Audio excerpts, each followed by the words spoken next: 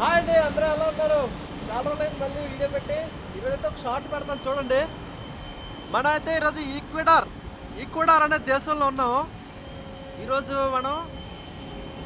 ఉదయాన్నే వచ్చామన్నమాట. 3 అయింది వచ్చేసరికి. అప్పటి నుంచి మాకు పని ఉంది.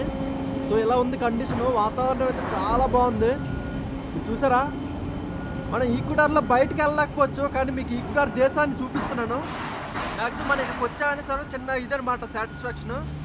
ఇప్పుడైతే మెయిన్ కంటైనర్లు అన్నీ కూడా ఆఫ్లోడింగ్ అవుతున్నాయి. చూసారా?